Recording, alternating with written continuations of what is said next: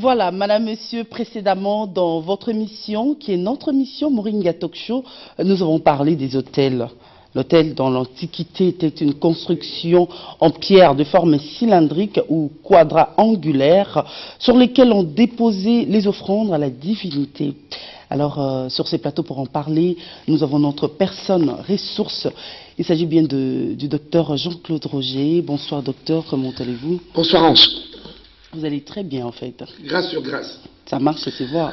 J'ai la pêche, la banane, j'ai tout, quoi. Je parie qu'il y a eu tellement des appels pour notre dernier numéro sur les hôtels. Les gens ont tellement posé des questions. Et puis, vous avez décidé de surenchérir. De surenchérir sur ce sujet. Non, j'ai décidé simplement de développer un peu plus. Parce que, en fait, j'ai gardé une partie des explications sur les hôtels pour ceux qui viennent à mon cabinet, s'ils veulent en savoir plus. Je ne dis pas tout, Ange Trésor. Je dis un tout petit peu. Je garde le reste pour la suite. Docteur Jean-Claude Roger reçoit tout le jour de 9h30 à 17h juste. La consultation, elle est gratuite. Et il est sur l'avenue de la Justice numéro 54, non loin de Roméo Golf, c'est-à-dire derrière l'hôtel du gouvernement. Monsieur Jean-Claude Roger, oui. En résumé, nous avons retenu 3 points. Dans la première partie, que nous avons comparé les hôtels à une base stratégique. Le premier point, vous avez dit que c'est une piste d'atterrissage et de décollage. Ça veut dire quoi? Expliquez-nous d'abord une piste. Comment est-ce qu'un hôtel peut devenir le piste d'atterrissage et de décollage? Comment expliquez-vous cela? Disons que piste d'atterrissage et de décollage, c'est par les hôtels, c'est une voie de communication. Parce que là, vous avez dit que c'est une base stratégique. Je vais d'abord, avant d'aller sur la base stratégique, te parler de piste d'atterrissage et de décollage. Très bien. Alors quand je disais piste d'atterrissage et de décollage, en fait, ça ne te rappelle pas l'histoire des anges qui montaient, qui descendaient? Oui, ça c'est l'histoire de Jacob qui était visité par Dieu à Bethel. Oui, à Bethel. Et alors, il y avait l'escalier. Oui, les anges montaient et descendaient. Les anges montaient et redescendaient. Et descendaient. Ils venaient d'où? Du ciel ou de la... Évidemment, il venait du ciel. Il descendait sur terre. Piste d'atterrissage et décollage. Ok, très bien. On comprend. J'ai dit piste d'atterrissage et décollage. Oui. Voie de communication. En fait, c'est un moyen. L'hôtel est un moyen de communication. Mais quand vous parlez... Et un moyen d'échange. Quand vous parlez surtout d'une base stratégique, vous voulez faire allusion à quoi? Stratégie de guerre. Stratégie de guerre. En fait, parce qu'il s'agit d'une guerre. C'est une base stratégique. Donc tout s'est préparé sur les hôtels, Bien sûr, c'est une base stratégique. Avant qu'on t'attaque, ça va se préparer d'abord sur l'hôtel. On va sceller des alliances sur l'hôtel. On va aller chercher sur les hôtels, n'est-ce pas, invoquer, enterrer ton nom, enterrer ta... Oui. C'est une voie de communication entre l'humain et le divin. Entre l'humain et le divin. Il faut savoir que tout ce qui n'est pas le Saint-Esprit est une divinité. Et tout ce qui est une divinité, tout ce qui n'est pas le Saint-Esprit est une divinité. Je n'ai pas connu Dieu, moi. Oui. Je l'ai connu à travers ses Écritures, qui est la Bible. Oui. Alors si je me dis l'œuvre de la croix, en fait je ne connais pas, je dois représenter mon Seigneur, je dois représenter tout ça en forme, je prends un petit bois. On n'a pas besoin de le... Je donne la forme d'une croix, et puis je garde, je dis ça me rappelle que un jour mon Seigneur a été crucifié à cause de mes péchés. T'as pas besoin de prendre la croix, tu le sais, c'est écrit. La différence c'est que tu le sais, c'est écrit. C'est le Saint-Esprit, c'est-à-dire que Dieu, c'est la Trinité également. Donc on ne représente pas Dieu. Moi j'en vois de pasteurs, des évêques, des hommes des... Mais c'est pas Dieu qui représente. Attention, Ange Trésor, en prenant une croix, etc., ce n'est pas Dieu qui représente. La croix est simplement là pour lui rappeler. Simplement. La croix lui rappelle. Chaque fois que tu vois cette croix, tu te rappelles. C'est tout. Mais par contre, là, cette croix n'est pas la représentation de Dieu. C'est se rappeler qu'il est passé par là, par la croix, pour nous racheter. Ça, très bien, je suis d'accord avec vous. D'accord. Mais ça ne représente pas Dieu. L'esprit est omniprésent et omnipotent. Tu n'as pas besoin de représenter l'esprit. Je ne sais pas si tu me suis? Si, très bien. Ah, tu me suis parfaitement. Donc, et Dieu a mis en nous tout. Le Saint-Esprit, l'Esprit de Dieu est en nous également. Il suffit simplement que nous puissions faire croître notre homme intérieur. L'Esprit de Dieu. J'ai créé l'homme à mon image. Le Saint-Esprit, l'Esprit de Dieu également, il est en nous. Tu n'as pas besoin de le représenter.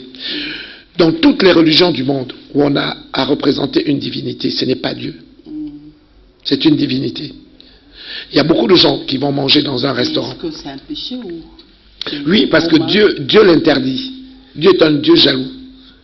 Dieu, on l'appelle le jaloux. On n'a pas besoin de sculpter une représentation d'une quelconque. C'est pour ça qu'il y a plusieurs divinités, mais il y a un Dieu. Il y a plusieurs représentations selon des religions de différentes divinités. Vous allez voir, vous allez aller chez le bouddhiste, vous verrez un petit bonhomme, un Bouddha assis. Vous irez chez les Indiens, vous allez voir Krishna, etc., etc. Il y a le dieu serpent, le dieu souris, le dieu rat. Non, ce n'est pas Dieu, ce sont des divinités. Dieu n'est pas représenté. Et quand tu vas manger dans un restaurant, je te prends un exemple, tu vas manger dans un restaurant et tu vois une représentation. C'est un lieu également, d'accord, d'incantation. Il s'agit d'hôtel, en fait. Et quand tu t'assois, tu dis j'aime bien les nems. Tu ne sais pas ce qu'ils ont. Ils ont déclaré sur ces nems avant de te donner devant. Tu es en train de manger, tu dis j'aime bien. Tu es sur un lieu d'invocation, d'incantation. Alors, dans ces cas, on fait quoi? On sort de ces restaurants ou bien on y reste et on prie? C'est quoi? On se raisonne. Si tu devais sortir tout le temps, non, on te dit d'être en alerte permanente, comme une sentinelle. C'est-à-dire d'être toujours en prière, au nom de Jésus. Par le sang de l'agneau. C'est-à-dire, le nom de Jésus, là, vous le faites quand vous êtes au restaurant? Tout le temps. Ou bien avant de sortir? Avant même de sortir de chez toi. On te dit, sois comme une sentinelle. J'aimerais un jour qu'on vienne sur ce sujet. Sois comme une sentinelle. C'est-à-dire qu'en fait, que tu sois en prière constante. Une sentinelle, c'est quelqu'un qui monte la garde. C'est le sujet de notre prochaine émission. Très bien. Je t'en parlerai. Alors, c'est bien noté. Alors, le troisième point, vous nous dites que c'est un point de ravitaillement, l'hôtel. Oui, c'est un point de ravitaillement. C'est-à-dire que c'est comme c'est comme une station-service. Un point de ravitaillement. J'ai fait allusion à la station-service. Pourquoi? Parce que c'est par là qu'on vient chercher l'énergie, pour certains, de leur divinité. Ils viennent là recevoir et chercher de l'énergie. C'est un point de ravitaillement. C'est les endroits où on scelle quelqu'un, oui, l'attacher, voire même hypothéquer son avenir. Comment ça? Lieu d'invocation, lieu de passage de contrat, lieu où on attache quelqu'un, lieu où on va sceller des accords contre quelqu'un. On vient hypothéquer l'avenir d'une personne. Bien sûr, par anticipation. C'est-à-dire que c'est un endroit où on vient passer un contrat, mais quand on passe un contrat, on va... dans un contrat, en fait, un contrat n'est pas fait pour le jour même. Un contrat a des résonances dans le futur. Je veux passer un contrat avec une divinité et je veux sceller un accord et je veux hypothéquer quelque chose. Je m'explique. Dans un contrat, il y a des devoirs et des obligations. Si tu prends un contrat, tu auras des devoirs et des obligations, des contractants, des différents parties. Tu as d'une part et d'autre part. C'est comme ça, excusez-moi, c'est comme ça sont intitulés les contrats.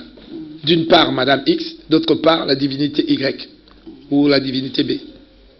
X ou Y, A ou B. Alors pourquoi alors on passe un contrat.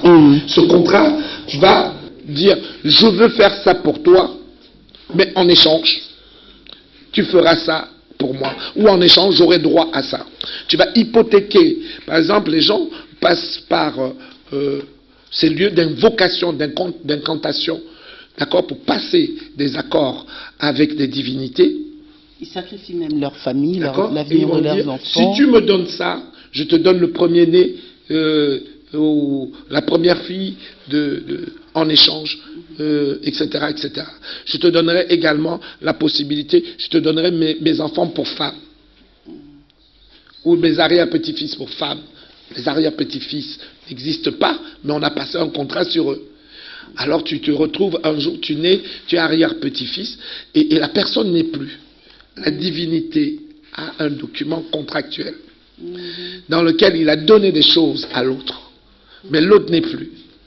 La divinité va venir réclamer. Réclamer. Oui. Alors en ce moment-là, Oui. que ferait alors la descendance de cette personne qui a contracté avec les divinités, plutôt les divins? Alors les divinités, quand ils viennent en réclamer, sont dus. Puisqu'il a donné, il a rempli sa part de contrat, maintenant il attend l'échange. Sur ta descendance. Elles ne se marieront pas, je m'en fous, je ne les verrai pas, je ne les connais pas, donc que les femmes de ma descendance ne se marient pas et vous vous retrouvez bloqués. Que les enfants de ma descendance ne puissent jamais connaître la prospérité financière, ça les bloque. Ça, tout cela, ce sont des paroles qui ont été dites sur les autels. Sur les autels. C'est un contrat. Qui même, quelques années, quelques générations plus tard, tout à fait, ont de conséquences sur... ont des répercussions sur la vie des autres. Il y a des réclamations. Les hôtels, il y a des réclamations. Et donc, piste d'atterrissage, ils arrivent, ils décollent, ils arrivent sur cet hôtel pour se poser et dire que c'est ici qu'on avait scellé l'accord. Donc ils vont, c'est une porte d'entrée, c'est leur porte d'entrée, c'est leur base opérationnelle, c'est l'endroit où ils vont atterrir pour pouvoir venir revendiquer leur dû, le dû contractuel. Ils vont venir dire, nous avons des obligations, d'accord, vous avez des devoirs, ils ont eu des devoirs, ils ont aussi des obligations. Je viens aujourd'hui dans le cadre des obligations. Mais ils ne sont plus là.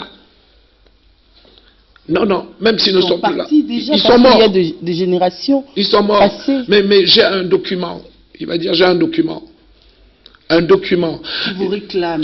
Ils vont venir demander le remboursement. On a un accord. Ange Trésor, ils ont une dette.